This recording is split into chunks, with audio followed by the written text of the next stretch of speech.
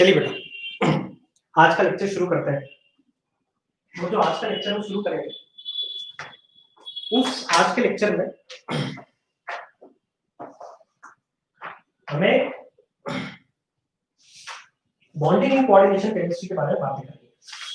मैंने आपके सामने दो एग्जांपल डिस्कस किए थे, उसमें बॉन्डिंग बताई थी और एक बहुत इंपॉर्टेंट बात रटवाई थी, समझाई नहीं थी। और मैंने कहा भी था आपसे कि उसे समझाने के लिए अभी वो समझ नहीं सकते हम, उसे समझाने के लिए प्रोबेबली आपको सीएफटी पढ़ना पड़ेगा, क्रिस्टल फील्ड थ्योरी पढ़ना पड़ेगा, है ना।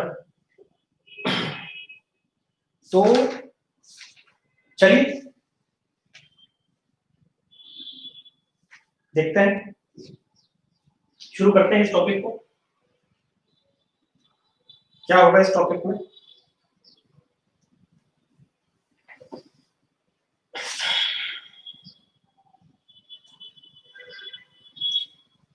अगला एग्जांपल है हमारे सामने।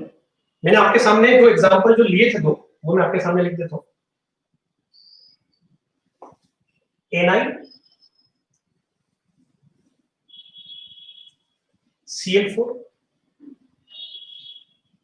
Minus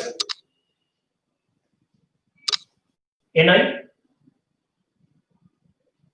CN4 minus. ये दो एग्जांपल मैंने आपके सामने डिस्कस कर लिए थे। और देखिए आप क्या सोचते हैं पता है, आप ये सोचते हैं दोनों ही एग्जांपल के माध्यम से आप ये सोचते हैं कि यार दोनों सेम ही होंगे, तो क्या फर्क पड़ रहा है, Cl negative lone pair donate करे या Cn negative lone pair donate करे, जो कुछ भी आना है दोनों का सेम आना, ठीक है, जो कुछ भी आना है दोनों का सेम आना। तो मैं यहां पर आपके सामने एक बड़ी बेसिक सी बात और बड़ी जेन्युइन बात रखना चाहता हूं, वो ये है कि ये जो दोनों हैं, इन दोनों में हमें लगता ऐसा है कि सेम आंसर आएगा, बट आता नहीं है। हम जानते हैं कि इसका आंसर आता है sp3 और इसका आंसर आता है dsp। तो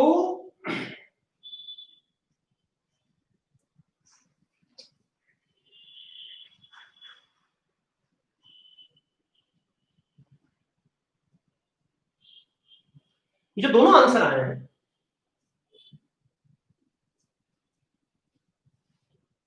एक पहला वाला sp3 लिखा और दूसरा वाला dsp2 लिखा, इन दोनों में अंतर आ गया। और आप जानते हैं अंतर क्यों है? अंतर इसलिए आया है दोनों में कि पहले वाले केस में Cl नेगेटिव ने अपना लोन पेयर दिया और दूसरे वाले केस में Cn नेगेटिव ने अपना लोन पेयर दिया। जब Cn नेगेटिव ने अपना लोन पेयर दिया तो वीक लिगेंड की श्रेणी में आता है। Cn negative is considered to be a weak ligand. और दूसरे केस में Cn नेगेटिव ने अपना लोन पेयर दिया, वो जो दूसरे केस में Cn नेगेटिव ने लोन पेयर दिया तो वो एक स्ट्रॉन्ग लिगेंड की श्रेणी में आता है। तो इस तरीके से दोनों ही केस में, पहले वाले केस में वो वीक लिगेंड की श्रेणी में आता है और दूसरे वाले केस में वो स्ट्रॉन्ग फील्ड के लिगेंड में आता है। तो स्ट्रॉन्ग फील्ड में मैंने आपको बताया था, जो सेकंड केस है मैंने आपको बताया था, जब कार्बन डोनर हो, यहाँ पे Cn नेगेटिव में कार्बन डोनर होता है। मैंने आपको ये बात रटवाई थी कि जब कार्बन डोनर साइट हो लिगेंड में या नाइट्रोजन डोनर साइट हो तो इलेक्ट्रॉन्स की पेयरिंग करवा देते हैं। और पेयरिंग करवाने के कारण जो दो अनपेयर्ड डी थे उन्हें पेयरिंग हो जाएगी तो एक एम्प्टी डी मिल जाएगा। और जब हमें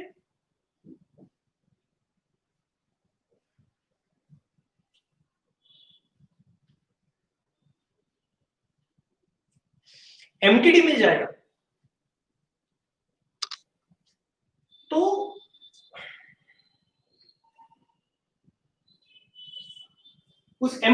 के कारण जो अंदर वाला डी है उसमें लोन पेयर चला जाए।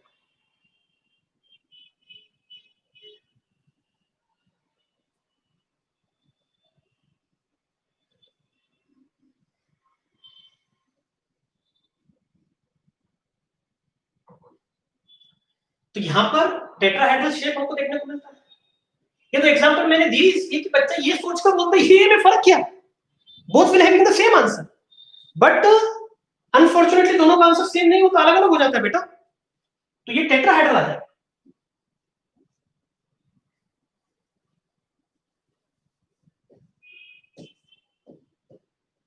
और ये स्क्वायर प्लेनर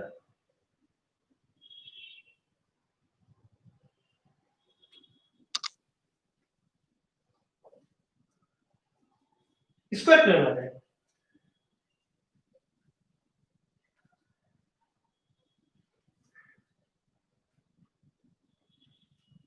ठीक,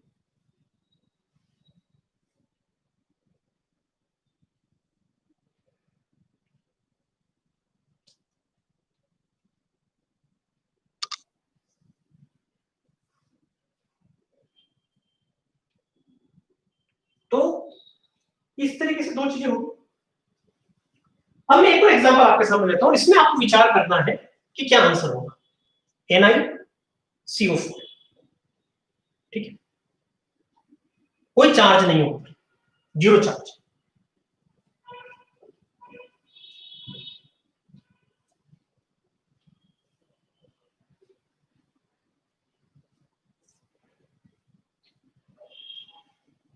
ठीक,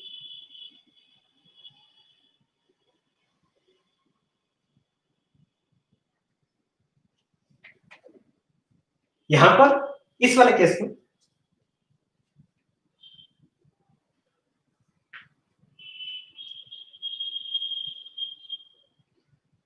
ये जो केस है, ये वाला जो केस,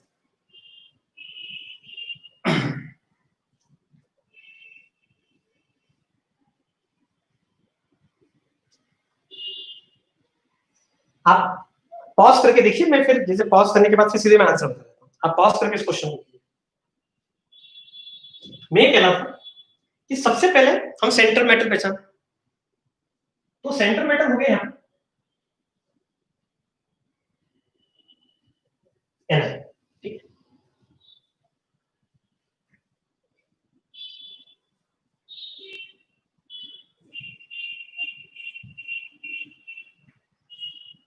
ठीक है, हम सुधरेंगे। तो ये जो निकल है,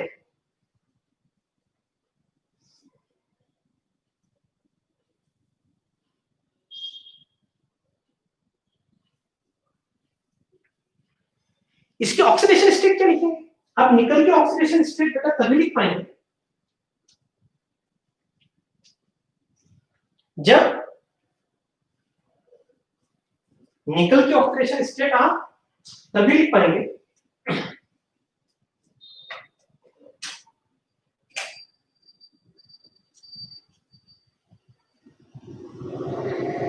आप तभी लिख पाएंगे जब आपको CO के ऑक्सीडेशन स्टेट पता है। कि कोबाल्ट मत बोल देना CO को, कोबाल्ट में क्या होता है, C बड़ा होता है और O छोटा होता है, ठीक है। यहाँ पे दोनों की साइज बराबर है, दोनों की फॉन्ट साइज सेम है CO की, तो जब दोनों फॉन्ट साइज सेम हो तो कार्बोनाइल बोलते हैं उसे, है ना, कार्बन मोनोऑक्साइड आपकी भाषा में, और कोऑर्डिनेशन केमिस्ट्री और लिगेंड की भाषा में,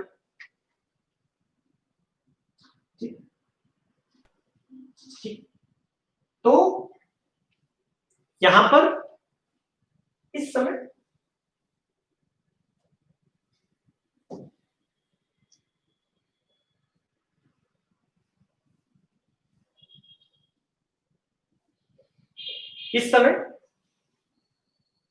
निकल के ऑक्सीडेशन स्टेट 0 है,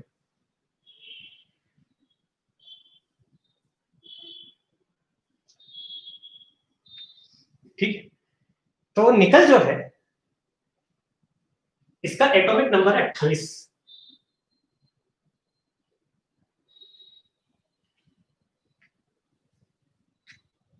इसका एटॉमिक नंबर है 28। तो अब कभी इसकी इलेक्ट्रॉनिक कॉन्फ़िगरेशन की हम बात करें तो इसका इलेक्ट्रॉनिक कॉन्फ़िगरेशन इस तरीके से होगा।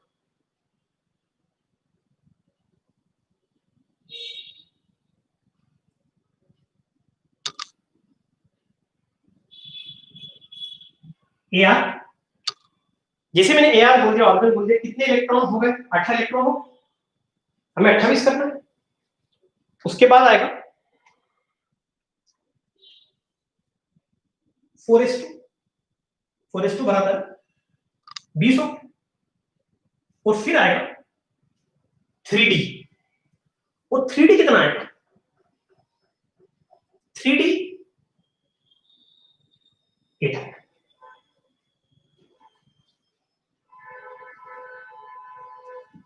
तो यहां पर आप देखिए, जब हम निकल की बात करते हैं,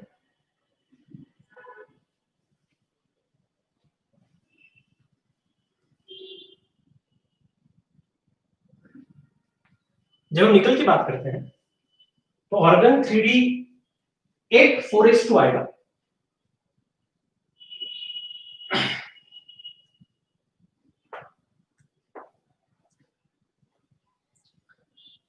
अब यहां पर कभी हम इलेक्ट्रॉनिक कॉन्फ़िगरेशन बनाए इसकी, तो 1 2 3 4 5 3d और ये 4s। 3d जो है 1 2 3 4 5 6 7 8 9 10।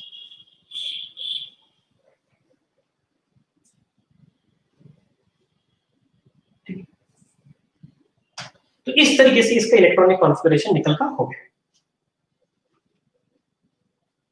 ठीक,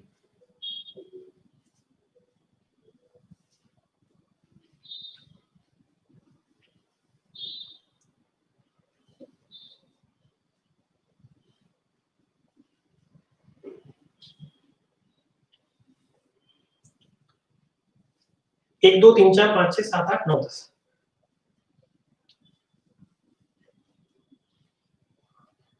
ठीक है, ये आ गया 3d8 और ये आ गया 4s।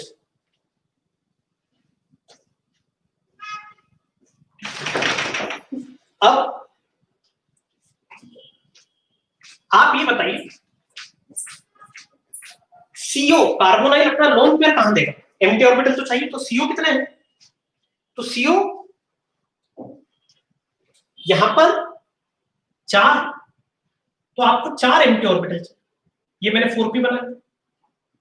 आगे आप कहोगे तो 4d भी बना लूंगा, बट बात बनाने की नहीं है, बात एक विचार करनी है, बहुत ध्यान से एक महत्वपूर्ण विचार करनी कि जैसा कि हमें सर ने बताया है, जैसा कि हमें सर ने बताया है कि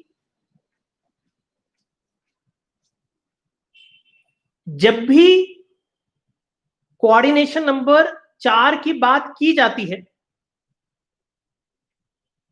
तो 2 संभावनाएं होती है, उसके अलावा कोई तीसरी संभावना होती नहीं है। वो जो तीसरी संभावना मैंने आपको D3S बोली थी, वो तो कोई एक्सेप्शन है, उसकी यहाँ पे रेसिप्रो अप्लाई नहीं हो रहा, वो भी सोच लो तो कोई बात नहीं। जो जेई सिलेबस के आधार पर अपन देखें तो 2 संभावनाएं बनती है। आपको ये बात मैं बता दूं, केमिकल बॉन्डिंग से यहाँ पे अलग हटके बात ये है कि वहां हाफ फील्ड इलेक्ट्रॉन हम देखते हैं, हाफ फील्ड ऑर्बिटल करते हैं, हाफ फील्ड ऑर्बिटल करते हैं। ठीक, तो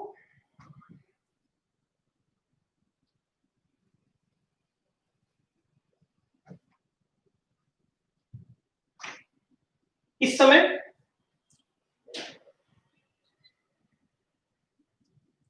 यहां पर आप देखिए,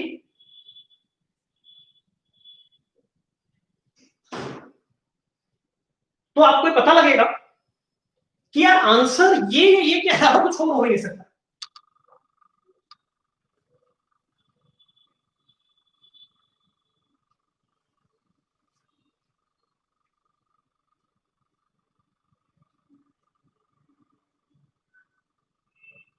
इन दोनों के अलावा आंसर कुछ और हो नहीं सकता।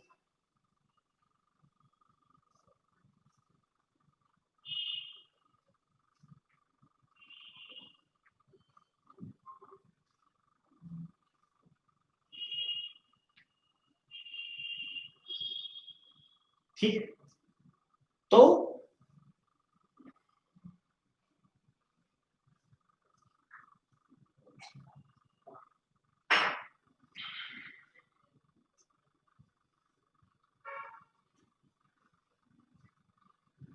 अब आप यहां पर ये देखिए, इस पर्टिकुलर केस की जब हम बात कर रहे हैं, तो यहां sp3 आंसर होगा, dsp2 आंसर होगा। sp3 होगा तो आपको s खाली चाहिए, जो है नहीं। dsp3 चाहिए तो d भी चाहिए खाली, और s भी खाली चाहिए, वो नहीं है। तो फिर यहां पर आप हाइब्रिडाइजेशन क्या बोलोगे? और हाँ, ये कोऑर्डिनेशन नंबर 4 है, और जब भी हम कोऑर्डिनेशन नंबर 4 की बात करेंगे तो sp3 और dsp2 के अलावा और कोई आंसर नहीं बोला जा सकता है।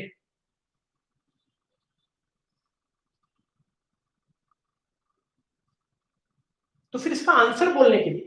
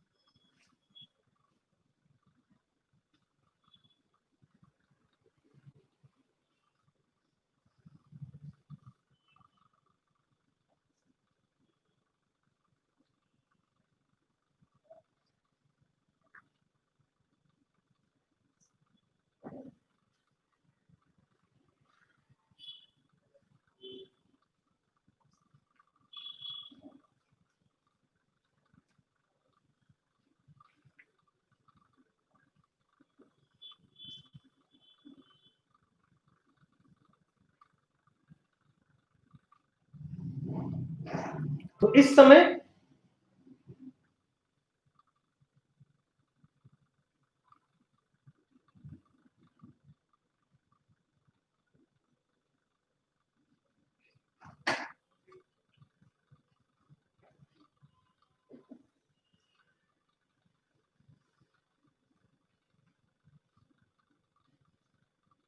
यहां पर एक थ्योरी आती है, वो ये कहती है कि ये जब हाइब्रिडाइजेशन होगा, जब हाइब्रिडाइजेशन होता है तो एम्प्टी ऑर्बिटल जो है ना वो अपनी एनर्जी को बढ़ा लेते हैं, और वो अपनी एनर्जी को बढ़ा लेते हैं तो ये अपनी एनर्जी बढ़ाएंगे, ये एनर्जी बढ़ाएंगे तो इनके इलेक्ट्रॉन नीचे चले जाएंगे। तो ठीक है, तो मैं रीडिस्ट्रीब्यूशन बताता हूं आपको, रीडिस्ट्रीब्यूशन।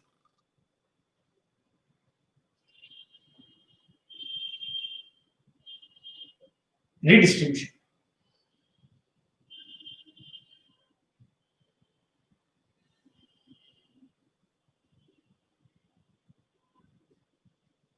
Redistribution of electrons. तो ये कुछ इस तरीके से आता है।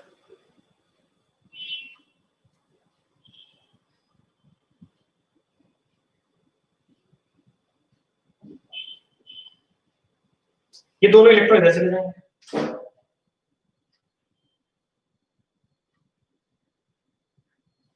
ये एस है, ये पी है। रीडिस्ट्रीब्यूशन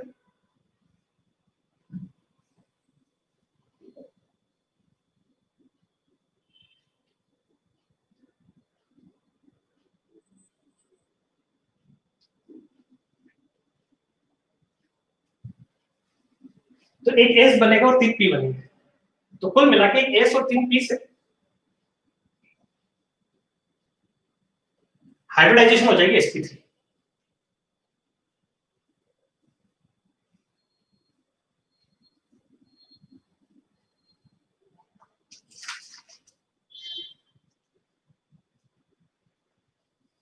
और जब हाइब्रिडाइजेशन sp3 होगी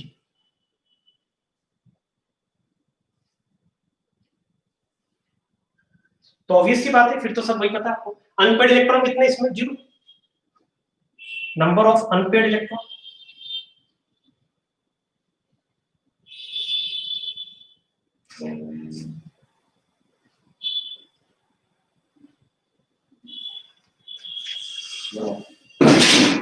number of unpaired electron, diamagnetic,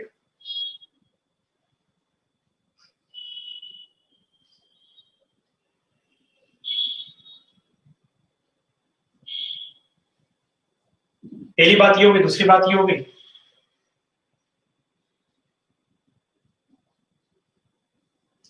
number of unpaired electron 0 हो गया, डायमैग्नेटिक हो गया।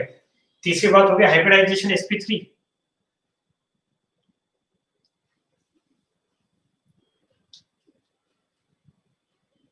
बस ये हो गया। तो अब आप में से कुछ बच्चे ये सोच रहे होंगे कि सर ने इन इलेक्ट्रॉन्स को अंदर इसलिए भेजा क्योंकि यहाँ पे CO में कार्बन डोनर साइड है, और जब कार्बन डोनर साइड होती है तो वो स्ट्रॉन्ग लिगेंड का काम करती है, और जब वो स्ट्रॉन्ग लिगेंड का काम करती है, जब वो स्ट्रॉन्ग लिगेंड का काम करती है तो पेयरिंग करवाना नहीं। यहाँ पे आप मुझे CO की जगह H2O भी देते हैं, H2 is not strong field ligand, तो भी मेरा आंसर ये होता। ये इसलिए होता है क्योंकि मुझे H तो एंटी चाहिए चाहिए एनीवे, क्योंकि मुझे हाइब्रिडाइजेशन की दो संभावनाएं, एक sp3 संभावना और एक dsp2 संभावना। इन दोनों ही संभावनाओं में मुझे H तो एम्प्टी चाहिए ना, तो मुझे कहां मिलेगा S एम्प्टी? मुझे S एम्प्टी करने के लिए इलेक्ट्रॉन को अंदर भेजना पड़ेगा। तो आप में से कोई भी बच्चा इस समय इस क्वेश्चन के दौरान ये सोच रहा है कि सर ने इन दो इलेक्ट्रॉन को अंदर शिफ्ट करवाया, इन दो इलेक्ट्रॉन को अंदर शिफ्ट करवाया, यहां पर एक को यहां शिफ्ट करवाया और एक को यहां शिफ्ट करवाया, तो सर ने शायद इसलिए शिफ्ट करवाया होगा क्योंकि CO लिगेंड है और CO में कार्बन डोनर साइड है, वो स्ट्रॉन्ग फील्ड लिगेंड है, इसलिए पेयरिंग वाला कांसेप्ट यहां पे आ गया, जो कि सर आगे जाके क्रिस्टल फील्ड थ्योरी में समझाने वाले हैं। नहीं, इसलिए नहीं, यहां पे CO की जगह कोई दूसरा लिगेंड है जो रिलेटिवली वीक लिगेंड है, तो भी यही आंसर।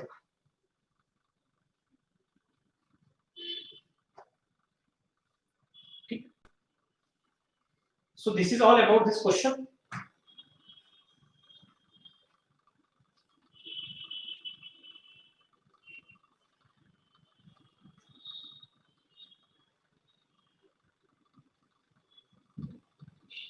ठीक है,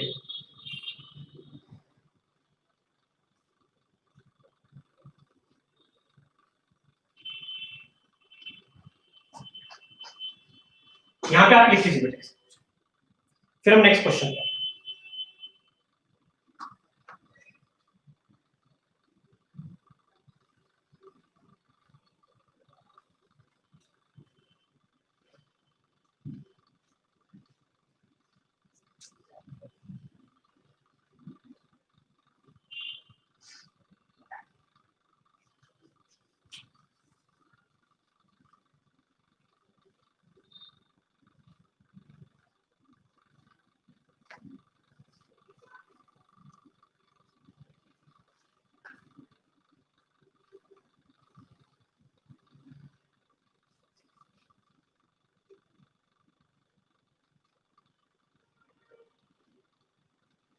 correct question,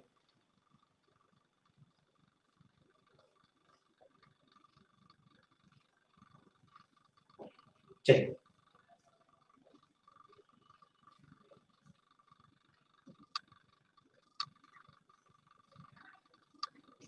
CO Fe6 minus,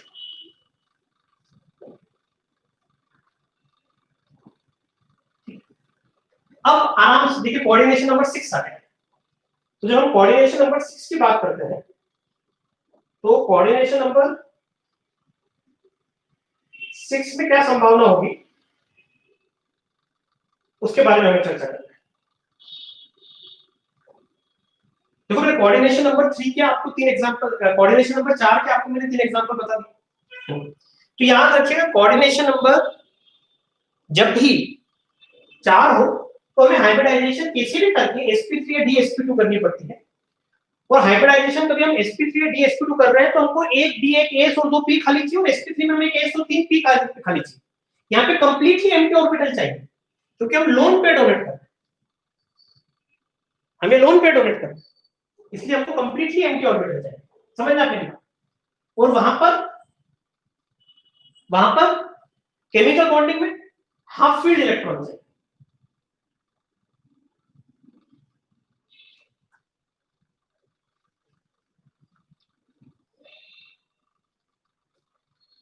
अब कोऑर्डिनेशन नंबर 6 का आपके सामने एग्जांपल दिया, ये भी अपन करते हैं। यहाँ पे भी आप बताइए हाइब्रिडाइजेशन क्या होगी। देखिए कोऑर्डिनेशन नंबर 6 से तो ये तो पूछने का कोई मतलब निकलता ही नहीं है ना कि शेप क्या होगा, क्योंकि शेप तो अपसाइड व्यू है।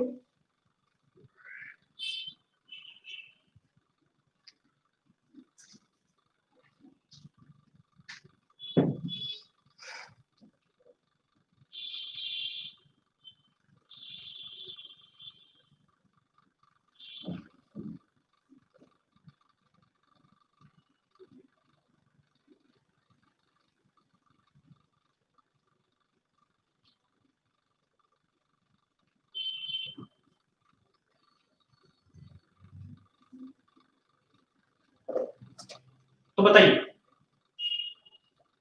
इस केस में कोऑर्डिनेशन नंबर 6 होगी, ऑक्टाहेड्रल शेप होगा। हाइब्रिडाइजेशन की दो संभावनाएं बनती है, इनर डी यूज कर लो, बाहर वाला डी यूज कर लो। इनर डी यूज करोगे तो हाइब्रिडाइजेशन होगी D2sp3, बाहर वाला डी यूज करोगे तो हाइब्रिडाइजेशन होगी sp3d2। अब इनर वाला डी यूज कर रहे हो तो इनर ऑर्बिटल कॉम्प्लेक्स बनेगा, बाहर वाला डी यूज करोगे तो आउटर डी ऑर्बिटल कॉम्प्लेक्स बनेगा, अंदर वाला डी यूज करोगे तो इनर डी ऑर्बिटल कॉम्प्लेक्स बनेगा।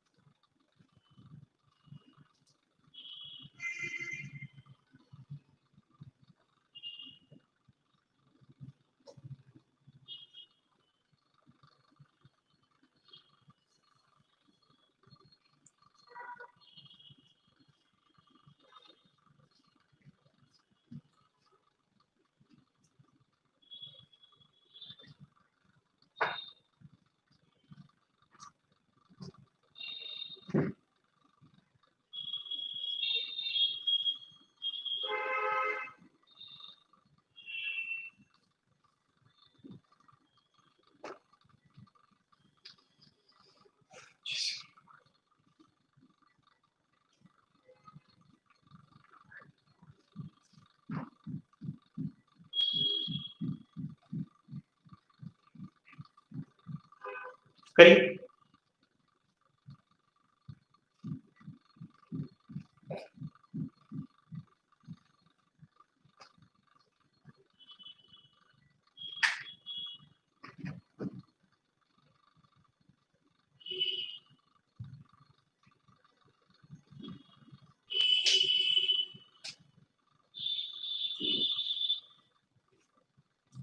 बताइए।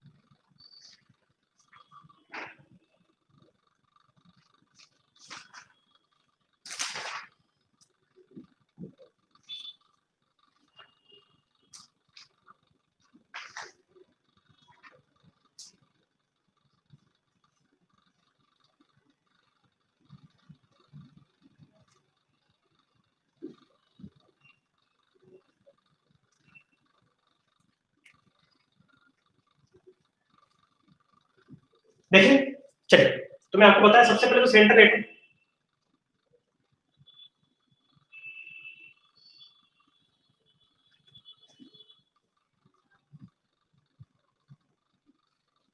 कोबाल्ट,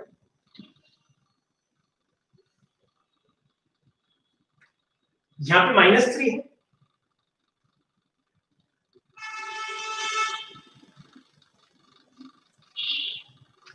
कोबाल्ट को मैंने +3 लिख दिया। समझते हो कोबाल्ट +3 का मतलब क्या होगा? कोबाल्ट +3 इसलिए आगे बेटा, देखो हर F पर जो है -1 है, तो कुल मिला के 6 F है, तो ये आ गया आपका -6। कोबाल्ट पे +3 तो ओवरऑल चार्ज कितना होगा -3, ओवरऑल चार्ज कितना होगा -3।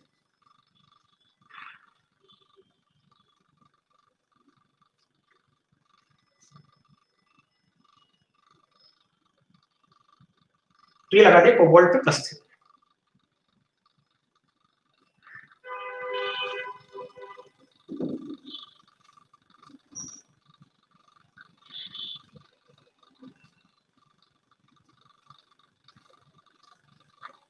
कोबाल्ट लगा दे, समझ में आ गया +3 का हो गया। अरे F जो है F कितना है 6 है ना, तो -6 हो जाएंगे। अरे फ्लोराइड है ना -1 होता है ना, तो 6 होंगे तो -6 हो जाएंगे। नेट -3 चार्ज चाहिए, -6 हो गया, तो नेट -3 तभी आ सकता है जब कोबाल्ट किसमें हो +3 में। ऑक्सीडेशन स्टेट निकालना सीखे नहीं सीखे रिडॉक्स में, रिडॉक्स 11th के पाप।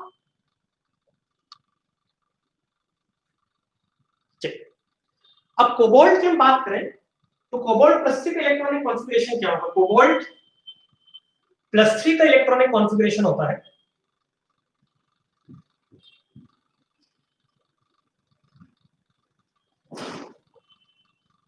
समझिएगा, कोबाल्ट है 27 और जब कोबाल्ट 27 होता है तो 27 में हो गए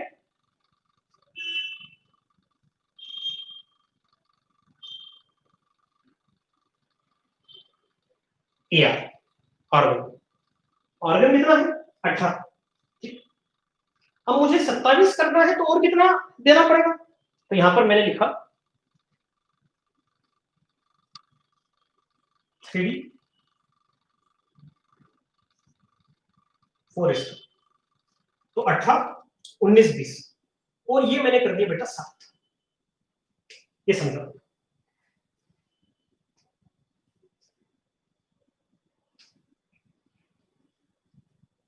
ठीक है कोबाल्ट।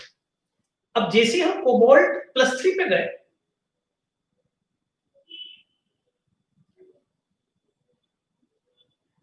तो ये 24 हो गया।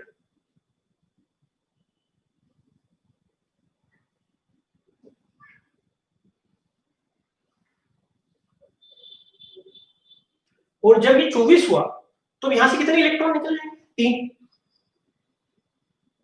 तो यहाँ पे 3d6 आ जाए।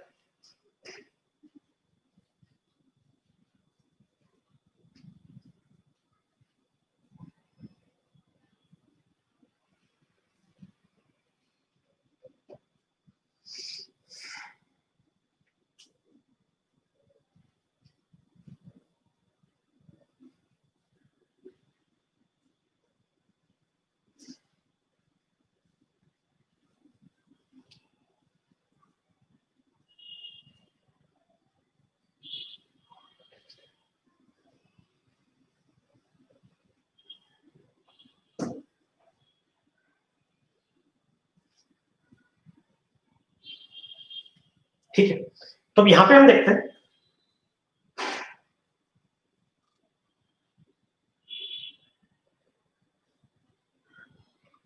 ये है 3D, ये है 4s,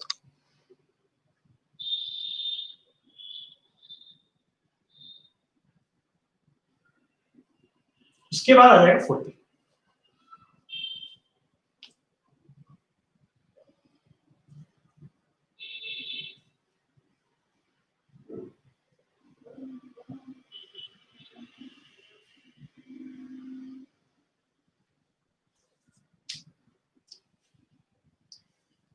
मैंने 3 कम की समझ में आ गई। हमेशा याद रखना जब भी इलेक्ट्रॉन निकालते हैं तो बाहर वाली सेल से सबसे पहले निकालते हैं, 4s के इलेक्ट्रॉन हम सबसे पहले निकालेंगे, फिर 3D के इलेक्ट्रॉन।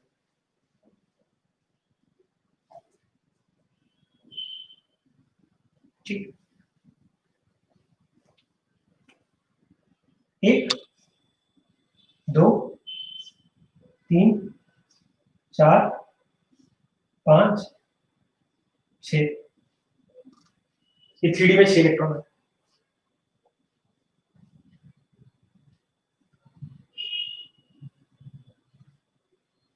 फोर एस और 4p अभी भी खाली। ठीक, अब हमें 6 है ये, अब देखिए हमारे पास दो संभावनाएं बनती है, इसका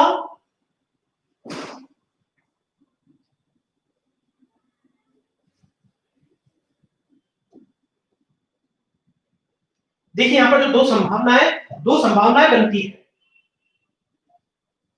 वो एक sp3d2 है, एक sp3d2 है, और दूसरी संभावना जो बनती है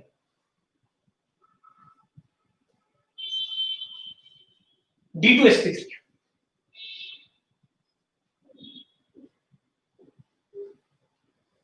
तो अब जब ये दो संभावनाएं यहां पर बनती है,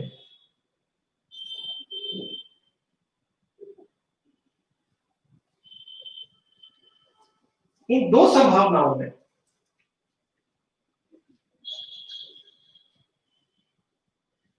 कौन सी संभावना है यहां पर उचित होगी, उसको हम डिस्कस करना चाहते हैं।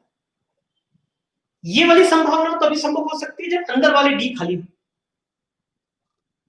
नहीं अंदर वाली डी खाली है तो स्वाभाविक सी बात है आप बाहर वाले में जाएंगे, बाहर वाला डी यूज करें।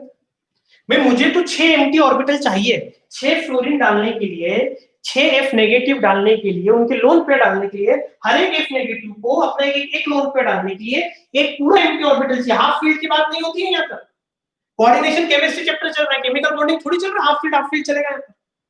ये कोऑर्डिनेशन केमिस्ट्री चैप्टर है। तो मेरा प्रश्न अभी भी वही की वही है, वो यह है बेटा कि आप मुझे ये बताइए कि मैं इधर sp3d2 यूज कर सकता हूं या d2sp3 यूज कर सकता हूं। आप मुझे इसको उत्तर दीजिए, क्या यूज करना चाहिए मुझे, sp3d2 यूज करना चाहिए या d2sp3 यूज करना चाहिए।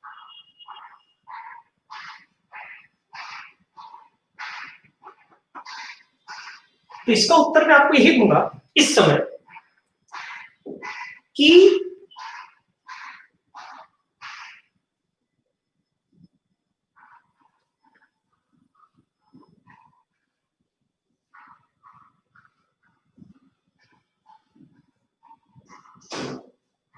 इसके बारे में मुझे जानकारी दीजिए, ये क्या है। तो आप बोलोगे सर ये एफ नेगेटिव, अरे वो तो सबको दिख रहा है एफ नेगेटिव। यहाँ पे जब भी लिगेंड्स को देखा जाता है तो दो नजरों से देखा जाता है, क्या ये स्ट्रॉन्ग फील्ड लिगेंड है, क्या ये वीक फील्ड लिगेंड। तो हमेशा याद रखिएगा हेलोजन वाले जो होते हैं वो वीक फील्ड होते हैं, और कभी आपको इस तरीके से याद नहीं भी है तो आप इसको इस तरीके से याद रख लीजिएगा, आप इसको इस तरीके से याद रख लीजिएगा कि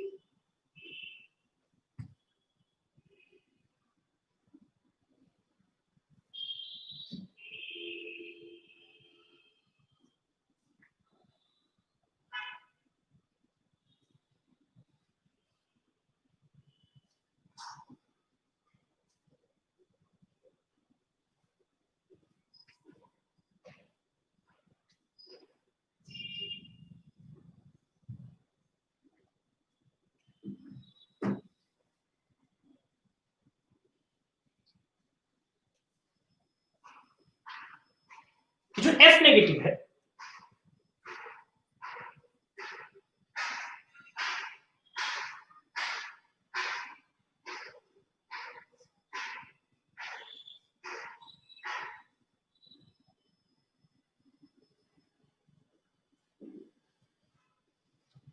वो एक वीक फील्ड लिगेंड है। स्ट्रॉन्ग फील्ड में सिर्फ कार्बन डोनर और नाइट्रोजन डोनर ही आता है, it is a weak field.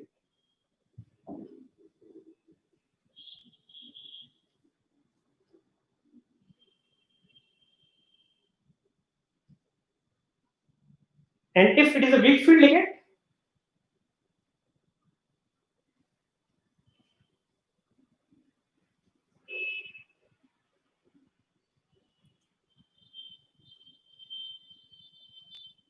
if it is a weak field ligand,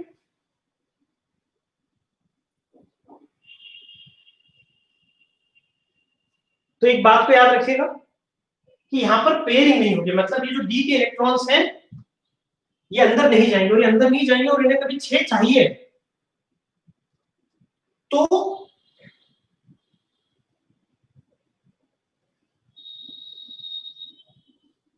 वो इस तरीके से लिखेंगे, एस P3 D2।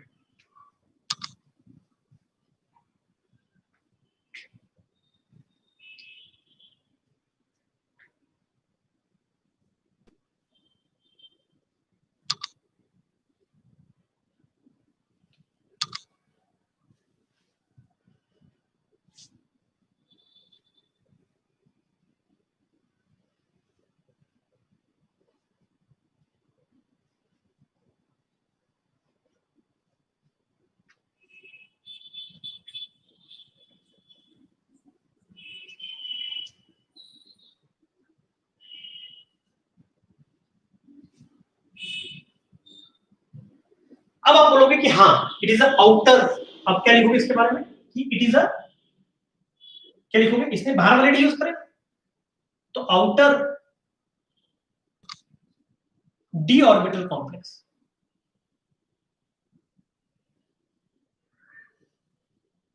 या आउटर डी ऑर्बिटल कॉम्प्लेक्स, क्योंकि इससे बाहर वाले डी यूज करे।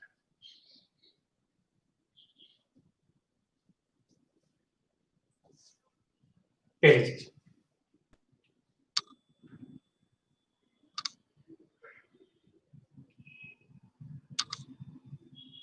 दूसरी चीज है 3 अनपेयर्ड इलेक्ट्रॉन।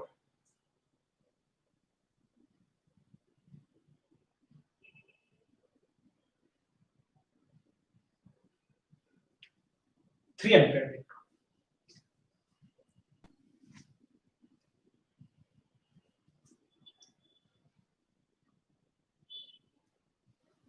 ये 3 अनपेयर्ड इलेक्ट्रॉन, यहाँ पे 3 अनपेयर्ड इलेक्ट्रॉन, ये देखो समझ में आ गया 3 अनपेयर्ड इलेक्ट्रॉन कैसे है अंदर वाले जो अनपेयर्ड है। तो ऑब्वियस सी बात है डायमैग्नेटिक या पैरामैग्नेटिक, तो यहाँ पे जगह नहीं से है लिख देता हूं पैरामैग्नेटिक।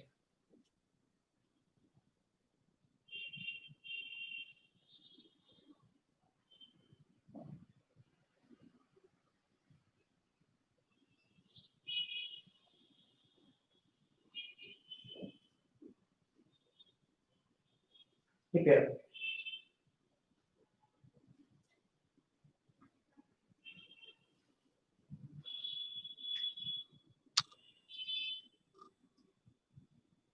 मैग्नेटिक मोमेंट की बात करो तो n+2 4 4+,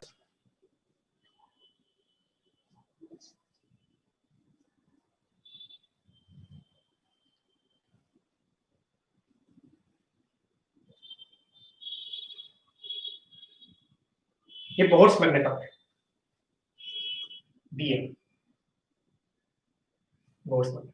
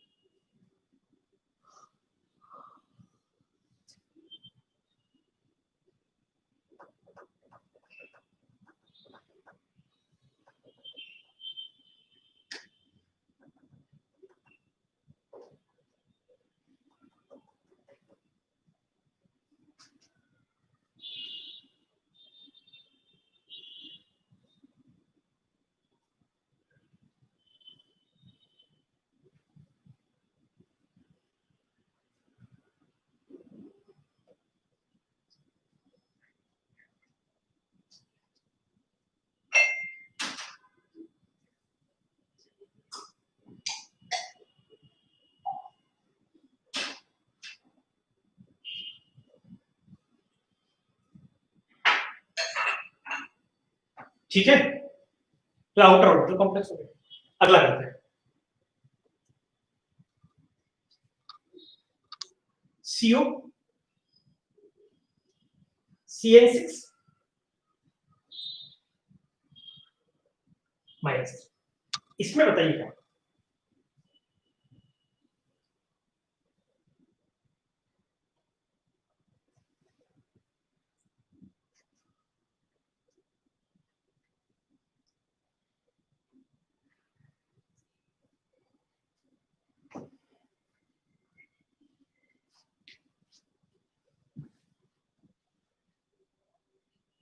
यहां से कल करते हैं।